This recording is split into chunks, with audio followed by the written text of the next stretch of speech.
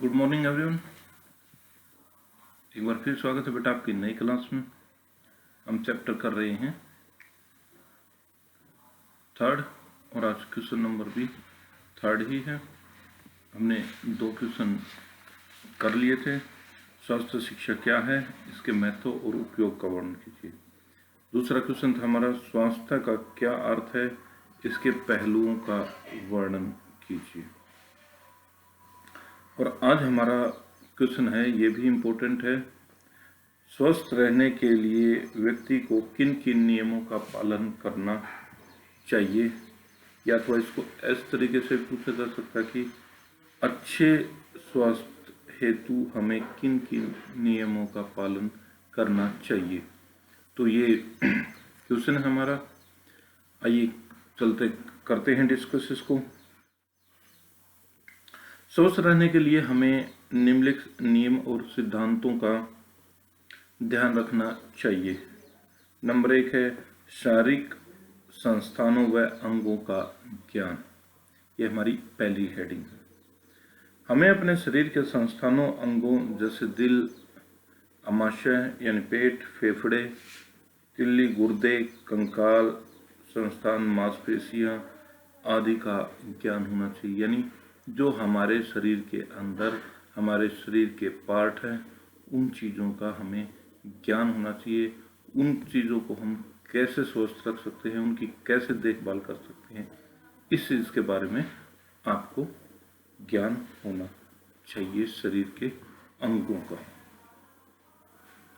दूसरा है बेटा डॉक्टरी जांच। समय समय पर हमें अपने शरीर की डॉक्टरी जांच करवानी चाहिए। यानी डॉक्टर से हमें अपने शरीर की जांच करवाते रहना चाहिए, या जो भी लैब वगैरह में ब्लड टेस्ट है, यूरिन टेस्ट है, ये करवा लेने चाहिए। इससे हमें अपने स्वास्थ्य को बनाए रख सकते हैं। यानी अगर कोई प्रॉब्लम आती है तो हम उसको डॉक्टर से सलाह लेके ठीक कर सकते हैं, अपने स्वास्थ्य को अच्छा बनाए रख सकते हैं।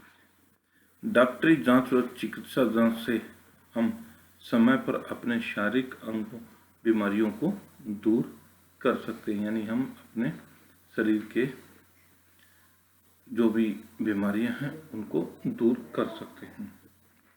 नंबर 3 पॉइंट है निद्रा व विश्राम। रात को समय पर सोना चाहिए और शरीर को पूरा विश्राम देना चाहिए।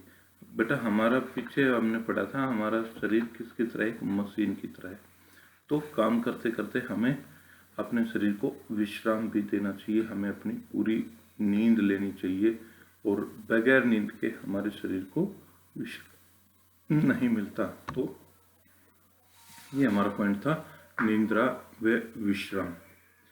चौथा पॉइंट है व्यायाम।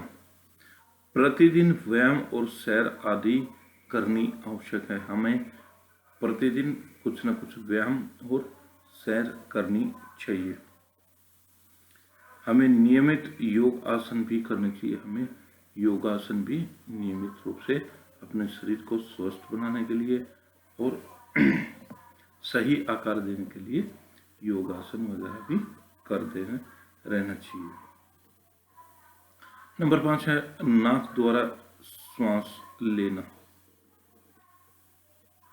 हमें हमेशा नाक द्वारा सांस लेनी चाहिए।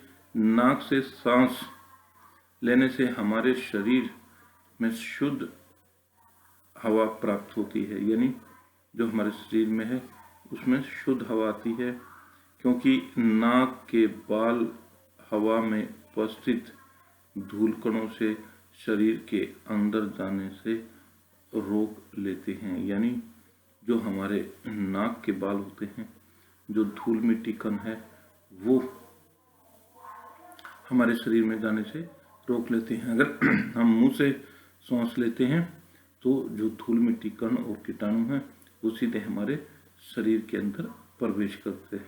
तो इसलिए हमें हमेशा नाक से ही सांस लेनी चाहिए। साफ वस्त्र। हमें हमेशा साफ सुथरे वस्त्र और ऋतु के अनुसार कपड़े पहनने चाहिए। हमेशा साफ सुथरे धोए हुए कपड़े पहनने चाहिए। ऋतु के अनुसार पहनने चाहिए। तो गर्मियों में तो गर्मी के हिसाब से कॉटन वगैरह के पहनने चाहिए, और सर्दियों में हमें वूलन कपड़े पहनने चाहिए। तो इस बात का भी ध्यान रखें कि हमें ऋतु के अनुसार ही कपड़े पहनने चाहिए। फिर शुद्ध एवं स्वच्छ वातावरण। हमें हमेशा शुद्ध और स्वच्छ वातावरण में रहना चाहिए, यानी साफ सुथरे वातावरण में हमें हमेशा रहना चाहिए, ताकि बहुत सारी बीमारियां जो दूषित हवा है उसके द्वारा होती हैं। इसलिए हमें शुद्ध हवा में रहना चाहिए, शुद्ध वातावरण में, स्वच्छ वातावरण में हमें रहना चाहिए।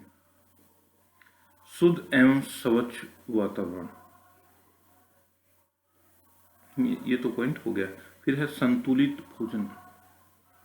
हमें ताजा, पौष्टिक और संतुलित भोजन करना चाहिए, यानी हम जो खाते हैं वो ताजा भी होना चाहिए, पौष्टिक भी होना चाहिए और संतुलित भी होना चाहिए, जिससे जो हमारे शरीर को मिलने वाले सभी मिनरल्स, कैल्शियम, प्रोटीन्स, कार्बोहाइड्रेट्स हैं, वो सभी होंगे पौष्टिक या संतुलित भोजन में, जो हमारे शरीर को स्वस्थ रखते हैं और हमारे शरीर में होने वाले रोगों से लड़ने की शक्ति हमें प्रदान करते हैं। इसलिए हमें संतुलित भोजन करना चाहिए।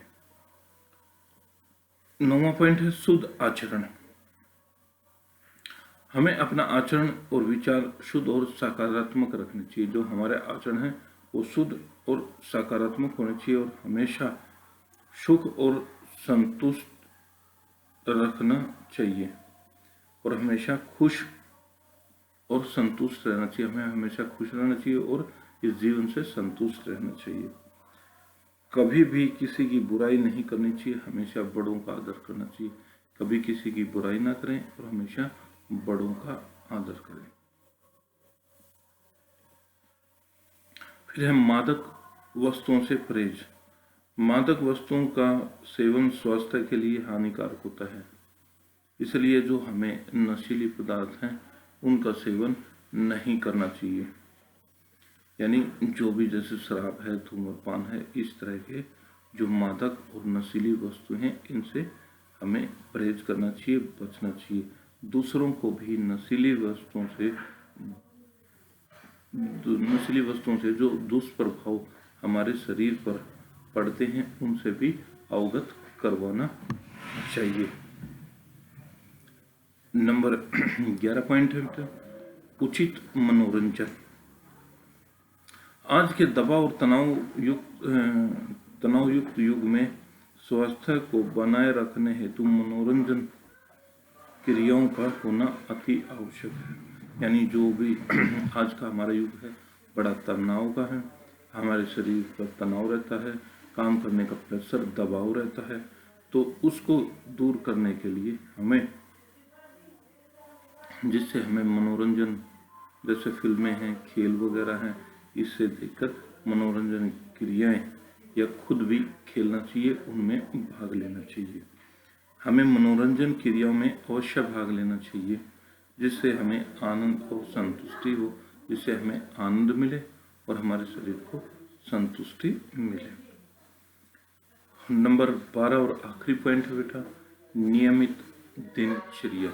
हमारी जो दिनचर्या है वो कैसी होनी चाहिए। हमें समय पर उठना चाहिए, समय पर सोना चाहिए, समय पर खाना चाहिए और ठीक ढंग से खड़े होना चाहिए, बैठना, चलना, दौड़ना आदि क्रियाएं ठीक प्रकार से करनी चाहिए। व्यक्तिगत स्वच्छता, कपड़ों की सफाई, आसपास की सफाई दिनचर्या में आवश्यक अंग माने जाते हैं। यानी जो हमारा दिनचर्या है कि समय पर उठते हैं, समय पर खाना चाहिए, समय पर कार्य करना चाहिए और समय पर ठीक ढंग से खड़ा होना चाहिए, ठीक ढंग से बैठना चाहिए, ठीक ढंग से चलना चाहिए, ठीक ढंग से दौड़ना चाहिए। इसके अलावा अपने शरीर की, अपने कपड़ों की और अपने आसपास की सफाई का भी विशेष ध्यान देना चाहिए। ये भी हमारी दिनचर्या के अंतर्गत आती हैं। तो ये था बेटा हमारा क्वेश्चन। स्वस्थ रहने के लिए व्यक्तियों को किन किन नियमों का पालन करना चाहिए। एक तो हमारे शरीर के अंगों का ज्ञान, डॉक्टरी जांच, निद्रा और विश्राम, व्यायाम, नाक द्वारा सांस, संतुलित भोजन, साफ वस्त्र, शुद्ध आचरण, मादक पदार्थों से परहेज, उचित मनोरंजन और नियमित जो हमारी दिनचर्या है। ये उम्मीद करता हूँ बेटा ये क्वेश्चन सभी को समझ आ गया होगा, तो अच्छे से इसको अपना फेयर कॉपी में करें और रिवाइज करते रहें। प्रॉब्लम है तो आप मेरे से डिस्कस कर सकते हैं। मिलते हैं अगली क्लास में।